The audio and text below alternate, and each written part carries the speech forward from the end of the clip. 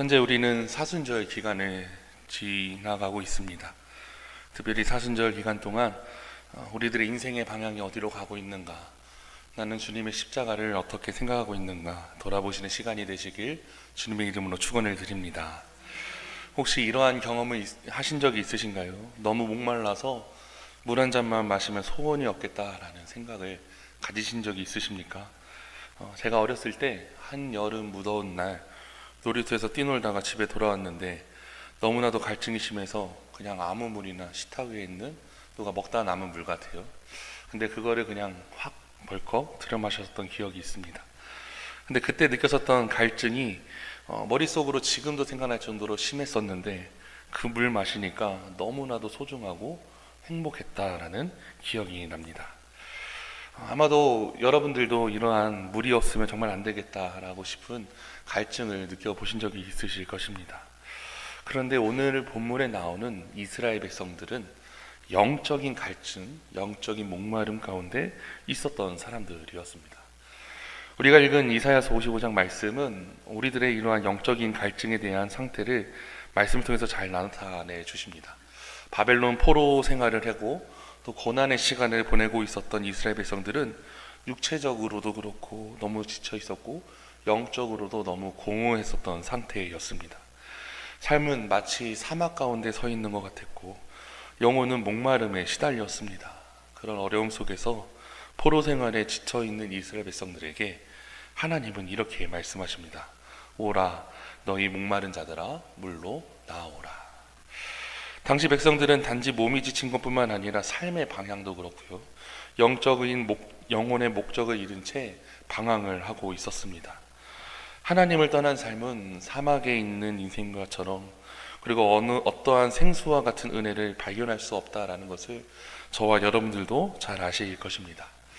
그런데 하나님께서는 값없이 돈 없이 마실 수 있는 은혜의 물을 제시해 주고 계십니다. 오늘 말씀의 제목은 은혜를 향한 돌아서입니다. 사순절은 분명히 우리들의 잘못과 죄를 회개하는 시간이기도 하지만 더 나아가 하나님께로 돌아서는 용기를 내는 시간이기도 합니다.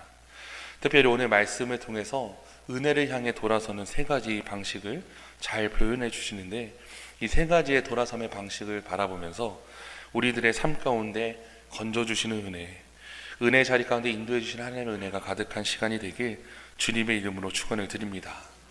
특별히 오늘 말씀을 통해서 내 인생의, 내 삶의 방향이 어디로 가고 있는지 살펴보시길 권면하고, 혹여라도 영적인 갈증을 느끼는 분들이 있다면 사순절이라는 이 귀한 시간에 하나님의 생수와 같은 말씀으로 체험받는 시간이 되시길 주님의 이름으로 축원을 드립니다. 첫 번째로, 하나님 앞에 나아가 영혼의 목마름을 해결될 때 은혜를 향한 돌아섬이 설 수 있게 됩니다. 우리 이사야서 55장 1절부터 2절 말씀 같이 읽어보겠습니다. 1절부터 2절.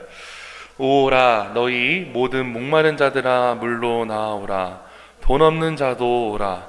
너희는 와서 사 먹되 돈 없이 값없이 와서 포도주와 젖을 사라.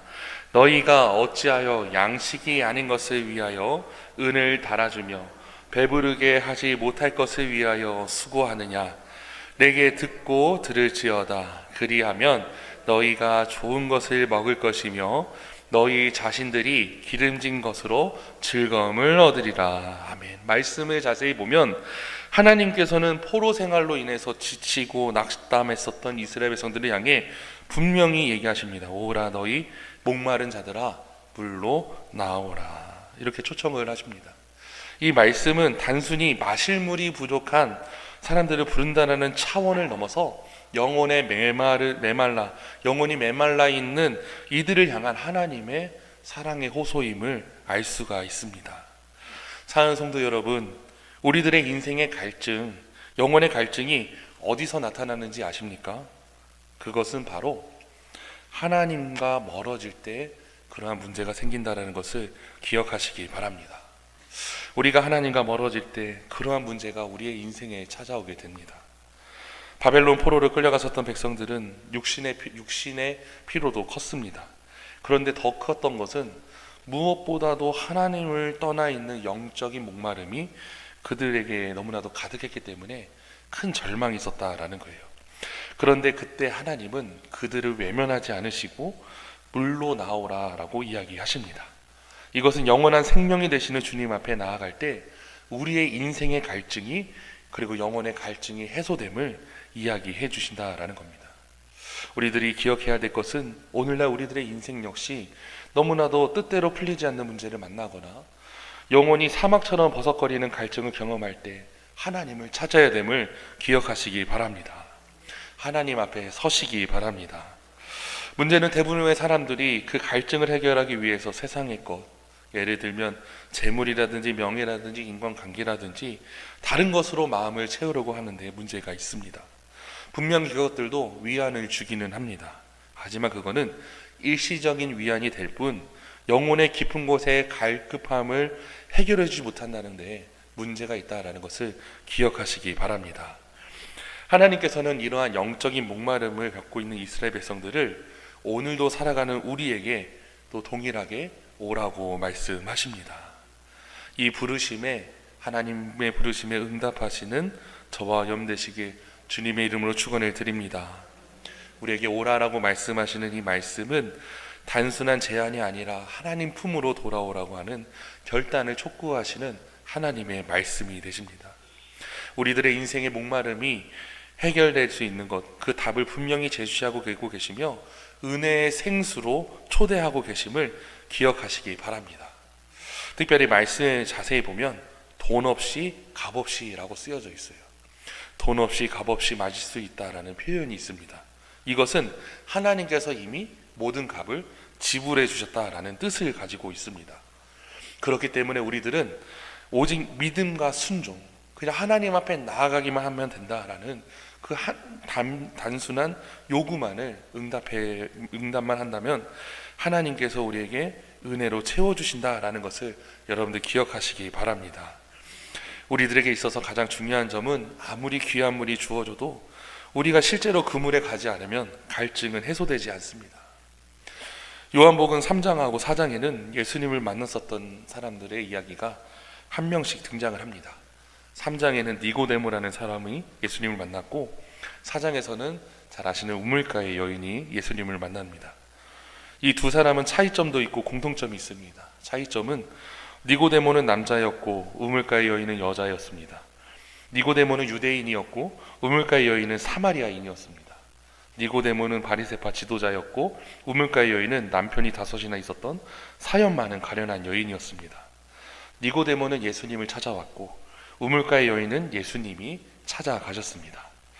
이러한 차이점이 있지만 그들에게는 아주 중요한 공통점이 하나 있었습니다. 그것은 바로 두 사람 다 목마름이 있었다라는 거예요. 목마름. 이것이 가장 중요합니다.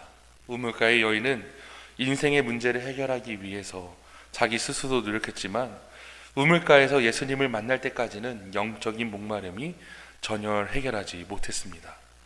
그러나 예수님께서 내가 주는 물을 마시는 자는 영원히 목마르지 아니하리라 이렇게 말씀하셨을 때 그녀는 예수님 앞에 나아가는 믿음의 발걸음을 내딛었고 그 순간 인생이 변화하게 됩니다.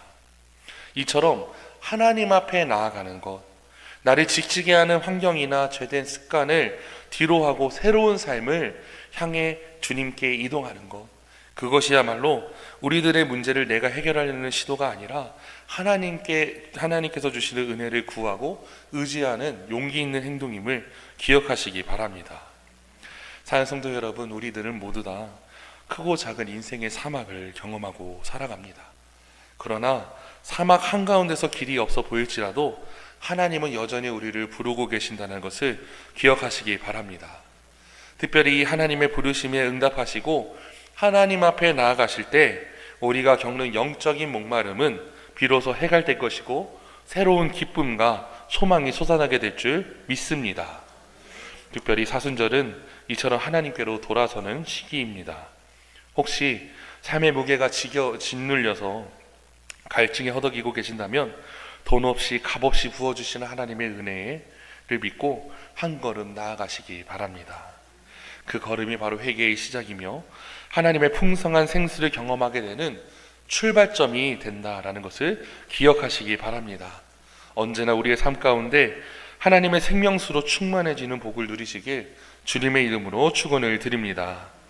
두 번째로, 말씀을 들을 때 우리들의 영혼이 살아납니다. 우리 말씀 3절 말씀 같이 읽어보겠습니다.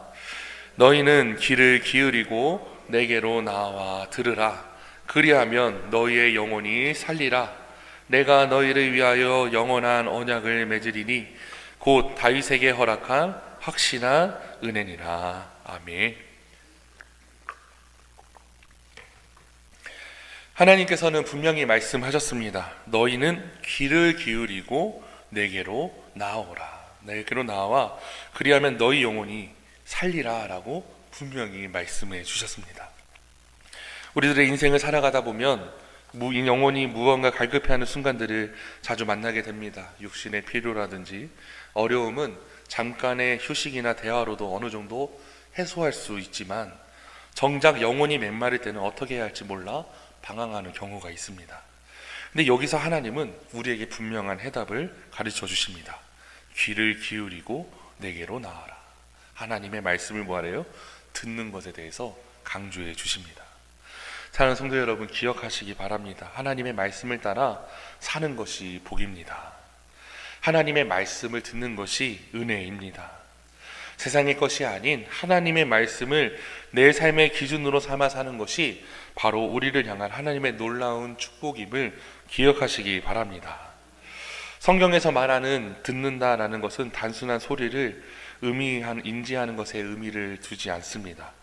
히브리어로 쉐마라는 단어가 있는데 이것은 들으라는 뜻인 동시에 순종을 전제한 경청이라는 깊은 의미가 있습니다. 예를 들어서 신명기 6장 4절에 보면 이스라엘아 들으라 우리 하나님 여호와는 오직 유일한 하나님이시니 라는 말씀이 있어요. 이 말씀은 그저 소리를 듣는 데서 끝나라는 것이 아니라 마음을 열어 받아들이고 그 하나님의 말씀에 순종해야 됨을 강조해 주십니다. 특별히 우리들은 사순절의 기간을 지나가고 있는데 특별히 여러분들 가운데 하나님의 말씀을 귀로 듣고 스쳐 지나가는 아무런 변화가 없는 그런 말씀이 아니라 정말로 마음 깊은 곳에 담고 내 삶의 기준을 말씀에 맞춰 살아가는 결단을 내릴 때 비로소 우리의 영혼이 살아나는 경험을 하게 된다는 것을 여러분들 기억하시기 바랍니다. 말씀, 하나님의 말씀이 왜 이렇게 중요한가? 그것은 예수님께서 이렇게 얘기하셨습니다. 요한복음 6장 51절에 보면 나는 하늘에서 내려온 살아있는 떡이니다 이렇게 말씀하셨고요. 또 마태복음 4장 4절에 보면 사람이 떡으로만 살 것 아니요 하나님의 말씀으로 입으로부터 나오는 모든 말씀으로 살 것이니라 이렇게 선포해 주셨습니다. 이것은 하나님의 말씀이 단순히 말이 아니라 우리를 향한 영적인 양식임을 의미를 합니다. 사람은 육체의 생명을 유지하기 위해서 끼니를 거를 수 없듯이 영혼 역시 말씀이라는 영적인 양식을 거르지 않아야 제대로 자라나고 살아나고 움직일 수 있다라는 것을 기억하시기 바랍니다. 그래서 성경 말씀은 우리에게 매일매일 양식을 먹어야 하듯이 말씀을 매일매일 묵상하고 붙들라라고 권면해 주십니다. 특별히 시편 1편에서 보면 의인의 특징을 이렇게 얘기합니다. 복 있는 사람은 오직 여호와의 율법을 즐거워하며 그 율법을 주야로 묵상하는도다. 우리가 하나님의 말씀을 매일매일 먹을 때마다 그 말씀이 양식이 되고 굶주린 영혼까지 채워주며 새로운 힘을 불어넣어줌을 기억하시기 바랍니다. 그렇기 때문에 말씀의 자리를 사모하셔야 합니다. 말씀과 가까이 하시기 바랍니다. 특별히 말씀을 가까이 할 수 있는 시간들을 기억하시고 열심히 참석하시기 바랍니다. 새벽에서부터 수요 예배, 주일 예배, 속회 예배 등 하나님의 말씀을 듣고자 힘쓸 수 있는 시간이 얼마나 많은지 모릅니다. 특별히 하나님의 말씀을 더욱더 사모하시고 말씀 가운데 살아가시는 저와 여러분 되시길 주님의 이름으로 축원을 드립니다. 일벌과 여왕벌의 차이를 아십니까? 일벌하고 여왕벌의 차이는 수명의 차이가 있다라고 합니다. 여왕벌은 오래 살면 3년에서 4년 정도 살고 일벌은 수명이 3개월 정도밖에 안 된다고 합니다. 그것도 지금같이 조금 쌀쌀한 날씨일 때는 수명이 3개월 정도 되는 거지 화창한 봄이라든지 여름 그리고 가을 같을 때에는 한 달, 고작 한 달에서 한 달 반밖에 못 산다고 합니다. 그런데 여왕벌과 일벌을 구분짓는 것이 자신들의 신분을 결정짓는 것이 무엇을 먹느냐에 따라 다르다는 사실을 여러분들 아셔야 합니다. 신기하게도 유전적으로는 여왕벌도 그렇고 일벌도 그렇고 유전적으로는 똑같은 애벌레지만 로얄젤리라는 게 있는데, 로얄젤리를 계속 먹이는 애벌레는 여왕벌이 되고, 다른 일벌들은 한 4일 정도만 로얄젤리를 먹인다고 합니다. 그리고 그 이후에는 다른 먹이를 섭취하게 된다라는 거죠. 그리고 일평생 일벌로 살아가게 됩니다. 평생 자기 일만 하다가 일찍 죽게 된다라는 것입니다. 저는 이 이야기를 보면서 하나님의 말씀에 대해서 생각해 보게 되었습니다. 우리가 무엇을 먹어야 하는가? 무엇을 가까이 해야 하는가? 우리가 세상을 살아가다 보면 세상의 것에 많은 것들을 할애하게 됩니다. 육신의 양식을 위해서라면 일을 하는데 많은 시간을 보낼 때가 많습니다. 그런데 하나님의 백성인 우리가 하나님의 말씀을 가까이 하는데 당연히 힘을 써야 할 것입니다. 어떤 벌은 4일만 로얄젤리를 먹는데 그치지만, 그래서 한 달 정도 사는데 그치지만, 로얄젤리를 계속 먹는 벌이 점점 변화가 일어나 다른 벌들보다 월등한 체격과 수명을 가진 여왕벌이 되는 것처럼, 우리도 하나님의 말씀을 가까이 할 때 하나님께 멋지게 쓰임받는 저와 여러분들 될 줄 주님의 이름으로 믿습니다. 특별히 하나님의 말씀을 가까이 하시기 바랍니다. 하나님의 말씀은 살아계신 하나님의 음성이며 우리를 회복과 생명의 길로 초대하시는 은혜의 통로임을 기억하시기 바랍니다. 특별히 사순절 기간 동안 주님의 고난과 사랑을 묵상하면서 내 영혼을 날마다 말씀으로 채우시고 정결케 하는 시간을 가져보시기 바랍니다. 그때 우리의 영혼은 메마름에서 벗어나 풍성한 생명력을 얻게 될 것이고, 말씀을 이끄는 길을 따라 거룩하고 복된 삶을 살게 될 것입니다. 말씀을 들음으로써 영혼이 산다라는 이 진리가 특별히 저와 여러분들 삶 가운데 실제가 되시길 간절히 소망을 드립니다. 마지막으로 세 번째, 버려야 할 길을 버리고 용서의 길로 나아가야 합니다. 우리 본문 이사야서 55장 7절 말씀 우리 같이 읽어보겠습니다. 악인은 그의 길을, 불의한 자는 그의 생각을 버리고 여호와께로 돌아오라. 그리하면 그가 긍휼히 여기시리라. 우리 하나님께로 돌아오라. 그가 너그럽게 용서하시리라. 아멘. 제가 앞선 대지에서 하나님께 나아가는 결단과 또한 말씀을 들음으로써 영혼을 산다라는 사실을 살펴보았고, 여기에서는 또 다른 중요한 단계가 있습니다. 바로 버림입니다. 사랑하는 성도 여러분, 우리가 하나님의 은혜를 받으려면 내게 필요 없는 것들, 나를 죄로 이끌어가는 것들을 과감히 내려놓아야 된다라는 것을 기억하시기 바랍니다. 인생의 길을 걸어가다 보면 우리가 종종 쓸데없는 짐들을 잔뜩 지고 고달프게 걸어갈 때가 있습니다. 그 짐이 대표적인 예가 악한 길과 불의한 생각입니다. 본래 하나님께서는 우리들을 선한 길로, 의로운 생각으로 이끄시지만, 우리가 세상의 유혹과 자신의 욕심에 끌리다 보면 내 것이라는 착각된 죄의 짐을 지고 살아가기 쉽습니다.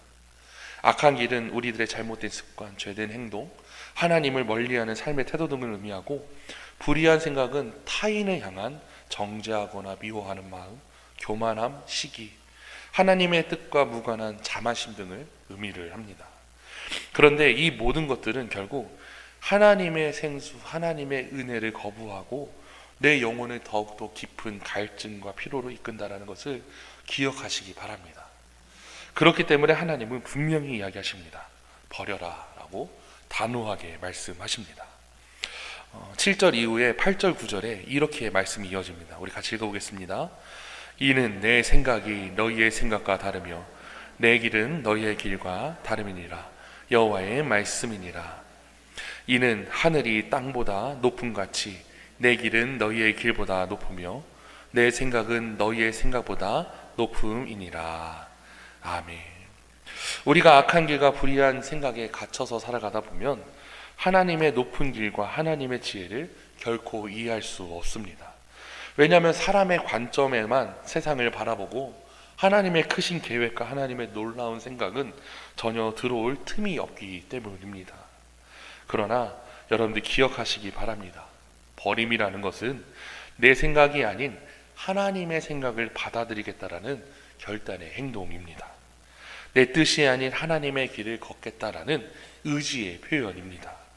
이처럼 내 안에 잘못된 것들을 비울 때, 모든 것을 버려둘 때 비로소 하나님이 주시는 은혜와 하나님이 인도해 주시는 그 힘으로 가득 찰 수 있는 공간이 생긴다라는 것을 기억하시기 바랍니다.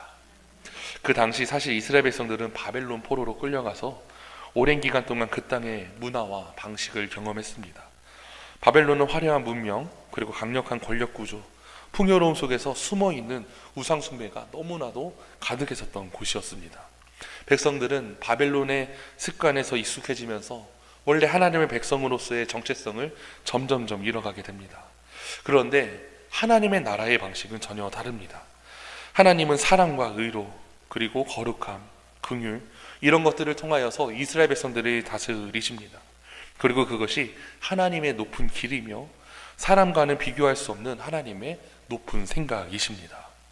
우리가 바벨론과 같은 삶 속을 고집하는 한 절대 하나님께로 돌아갈 수 없다는 것을 기억하시면서 악한 길과 불의한 생각을 버리라고 하셨던 이 말씀에 반응하시는 저와 여러분 되시길 주님의 이름으로 축원을 드립니다. 이것은 곧 하나님의 방식대로 바벨론의 그 생각을 다 버려두고 하나님 나라 방식으로 살아가야 됨을 이야기하십니다. 그럴 때 우리들이 하나님의 말씀에 순종할 때 이사야서 55장 7절 하반절에 이렇게 이야기하십니다. 너그럽게 용서하시리라. 우리가 회개하고 돌아서면 하나님은 따지시거나 벌을 내주시는 것이 아니라 죄인된 우리들을 품어주시는 분이라는 것을 기억하시기 바랍니다. 성경에 보면 가장 대표적인 예로 탕자의 비유가 있습니다. 아들이 아버지의 재산을 미리 달라고 요구한 뒤 타국에서 모든 것을 탕진해 버립니다. 결국 돌아갈 모든 것을 잃고 돼지나 치면서 연명했었던 아들은 아버지 집으로 돌아가게 됩니다. 아버지, 제가 하늘과 아버지께 죄를 지었으니 저를 품꾼 하나로만 써주세요. 이러한 사죄할 각오로 돌아갔는데 돌아온 아들을 본 아버지는 끌어안고 입을 맞추며 내 아들이 죽었다 다시 살아났으니 내가 잃었다가 다시 얻었던 것 같다라고 고백을 하게 됩니다.